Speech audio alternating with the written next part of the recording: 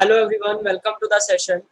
इस सेशन में class 12th chemistry के चैप्टर नंबर 1 के पेज नंबर 12 के इंटेक्स क्वेश्चन हम लोग डिस्कस करेंगे। इससे पिछले सेशन में आपको पेज नंबर 6 के और बाकी सेशंस में आपको और क्वेश्चंस मिले थे और आने वाले सेशंस में भी आपको और क्वेश्चंस मिलते रहेंगे। तो ये जो क्वेश्चन का सेट है 1.10 से 13 तक, हो सकता है कि कुछ रिवाइज्ड एडिशन में इसका पेज नंबर वेरी करे, लेकिन ये क्वेश्चन सारे 4 एज इट इज ही रहेंगे, सेम रहेंगे। शुरू करते हैं क्वेश्चन नंबर 1.10 से। Give the significance of a lattice point. Lattice point क्या होता है? हमारा जो भी क्रिस्टल लैटिस है वो बहुत सारे यूनिट सेल से मिलकर बनता है। Crystal lattice is formed by various unit cells and a unit cell is formed by various spheres. बहुत सारे स्फीयर से मिलकर बनता है। तो वो जो स्फीयर है उसको हम एक लैटिस पॉइंट कहते हैं। वो स्फीयर की जगह पे हमारा कोई भी एटम हो सकता है, कोई मॉलिक्यूल हो सकता है या कोई आयन भी हो सकता है। जैसे कि मैंने यहाँ पे आपके सामने एक क्यूब बनाया और इस क्यूब में मैंने इस क्यूब को हम एक यूनिट सेल कहते हैं और ये जो यूनिट सेल है ऐसे बहुत सारे स्फीयर्स से मिलकर बनता है। तो वो जो स्फीयर्स है वो एटम की फॉर्म में भी हो सकते हैं, आयन की फॉर्म में भी हो सकते हैं, मॉलिक्यूल की फॉर्म में भी हो सकते हैं और इसी को हम लैटिस पॉइंट कहते हैं। नेक्स्ट क्वेश्चन पे आएंगे। Name the parameters that characterize a unit cell. Unit cell को कैरेक्टराइज करने वाले पैरामीटर्स क्या क्या हो सकते हैं?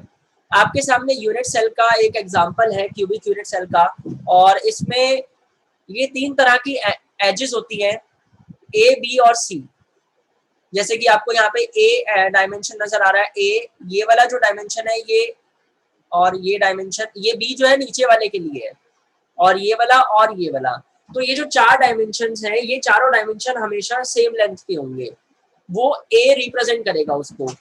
ये जो नीचे आपको यहाँ पे डायमेंशन नजर आ रहा है, ये डायमेंशन, ये वाला डायमेंशन, ये फ्रंट वाला ऊपर वाला डायमेंशन और ये नीचे वाला डायमेंशन, ये सारे डायमेंशन जो है बी डायमेंशन होंगे। और उसी तरह से लेफ्ट और राइट में जो नीचे ऊपर है ये सी डायमेंशन हमारा, इसको हम कहेंगे।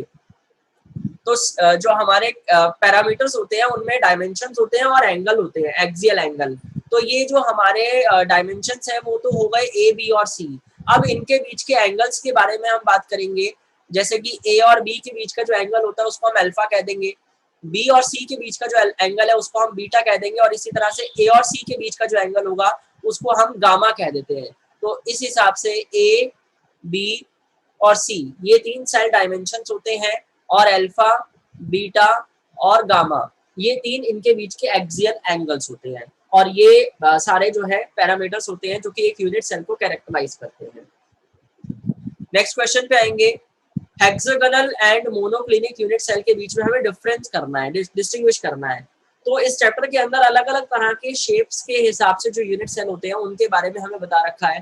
तो उन्हीं में से 2 जो यूनिट सेल है वो हेक्सागोनल और मोनोक्लिनिक यूनिट सेल भी है। ये भी 2 अलग अलग तरह की शेप होती है। तो उन शेप्स को बस ए, बी, सी और अल्फा, बीटा, गामा के हिसाब से ही हमें बताना है। तो हेक्सागोनल जो हमारा सेल होता है उसके अंदर ए और बी जो डायमेंशन है वो सेम होता है और सी उससे बिल्कुल डिफरेंट होता है। जबकि मोनोक्लिनिक यूनिट सेल के अंदर ए, बी और सी तीनों डायमेंशंस वेरी करते हैं। अब जैसे आपके सामने जो यूनिट सेल है ये क्यूबिक यूनिट सेल है, मैंने आपको पहले भी बोला था क्यूबिक यूनिट सेल। तो ये जो क्यूबिक यूनिट सेल है इसमें हमें पता है कि ए, बी, सी तीनों डायमेंशन भी बराबर है और अल्फा, बीटा, गामा तीनों एंगल भी बराबर है। लेकिन अगर अलग अलग तरीके की शेप होगी जैसे कि हेक्सागोनल, मोनोक्लिनिक या अलग अलग और भी कोई शेप होगी तो उसमें जो एंगल्स हैं और जो डायमेंशंस हैं वो वेरी कर सकते हैं, जैसे कि आपको 2 समझ सामने नजर आ रहे हैं। और इसी के साथ साथ एंगल की भी बात करें तो हेक्सागोनल में अल्फा और बीटा जो है वो 90 डिग्री के बराबर होगा और गामा जो है वो 120 डिग्री के बराबर होगा। जबकि मोनोक्लिनिक यूनिट सेल में अल्फा और गामा 90 डिग्री के बराबर होंगे, और जबकि जो बीटा एंगल है वो उसको हम लिख सकते हैं not equal to 90, not equal to 120। तो इनमें से कोई भी एंगल के बराबर नहीं होगा। हम ज्यादातर जो शेप्स देखते हैं तो उनमें जो बीच का एंगल होता है, एक्सियल एंगल जो होते हैं वो 90 डिग्री होते हैं और कुछ केसेस में 120 डिग्री भी होते हैं। और यहाँ पे मोनोक्लिनिक यूनिट सेल के अंदर जो बीटा एंगल है वो ना तो 90 डिग्री है ना 120 डिग्री है। आपको कुछ बुक्स में 90 beta is not equal to 90 मिलेगा, कुछ में beta is not equal to 120 मिलेगा। तो दोनों ही बातें सही है। नेक्स्ट क्वेश्चन पे आते हैं इसी का second part, face centred and end centred unit cell. जो फेस सेंटर्ड यूनिट सेल है और एंड सेंटर्ड काफी सिमिलैरिटीज है उनके अंदर, एक छोटा सा डिफरेंस है बस, अलग अलग तरीके के यूनिट सेल होते हैं, टाइप्स ऑफ यूनिट सेल पे बल्कि ये सेशन भी बना रखा है मैंने, और उसमें मैंने बता रखा है कि कैसे हम यूनिट सेल के अलग अलग टाइप्स को कैरेक्टराइज करते हैं। अभी यहाँ पे आपको मैं जो एक एग्जांपल है यूनिट सेल का उसी के थ्रू समझाता हूँ, फेस सेंटर्ड और एंड सेंटर्ड यूनिट सेल। तो जैसे कि हमने यहाँ पे एक क्यूबिक यूनिट सेल का डायग्राम बनाया, कोई भी आपका यूनिट सेल होगा इस तरह से क्यूब की फॉर्म में,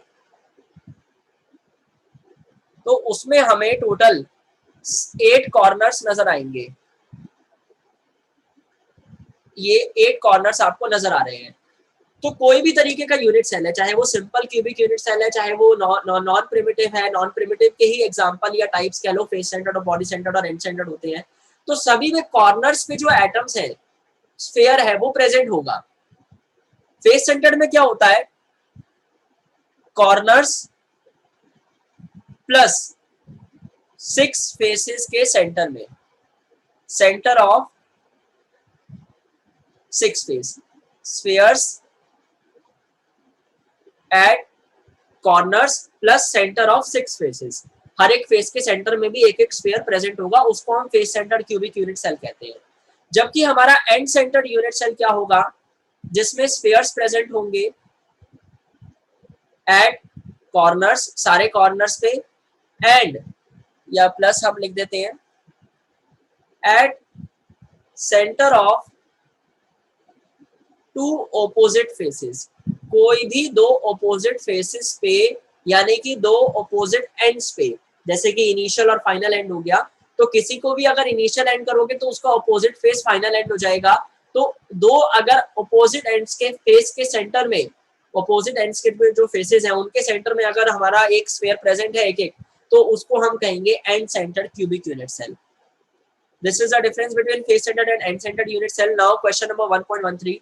Explain how much portion of an atom located at corner and body centered of a cubic unit cell is part of its neighboring unit cell.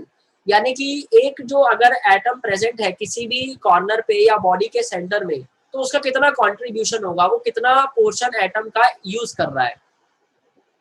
तो बेसिकली अगर कॉर्नर पे हमारा कोई भी एक स्फीयर प्रेजेंट है, तो वो 8 अलग अलग यूनिट सेल से कंट्रीब्यूट करेगा, या 8 अलग अलग नेबरिंग एटम से, 7 और नेबरिंग एटम, 8 और नेबरिंग एटम्स के साथ टच होगा, तो एक यूनिट सेल के अंदर उसका कंट्रीब्यूशन 1/8 ये होता है। और इसी तरह से ये कॉर्नर का हो गया। बॉडी सेंटर की अगर हम बात करें, तो बॉडी सेंटर यानी कि बिल्कुल कोई भी यूनिट सेल के बीचों बीच एक हमारा स्फीयर प्रेजेंट है, तो जो भी स्फीयर बिल्कुल बीचों बीच प्रेजेंट है, वो फॉर श्योर उस जो हमारा यूनिट सेल है उसको पूरी तरह से कंट्रीब्यूट करेगा। तो उसके लिए हमारा जो नंबर ऑफ एटम या पोर्शन होगा, वो उसके लिए हम 1 मेंशन करते हैं। So this is about the questions from page number 12। और यहाँ पे आपको ये सारे के सारे क्वेश्चंस अच्छे से समझ में आ गए होंगे और इनके आंसर भी अच्छे से समझ में आ गए होंगे। एंड फर्दर और आगे वाले आने वाले सेशंस में आपको जो नेक्स्ट पेजेस के क्वेश्चन है या फिर एग्जांपल्स और एक्सरसाइज क्वेश्चन है वो भी देखने को मिलेंगे। Thank you so much for watching the session.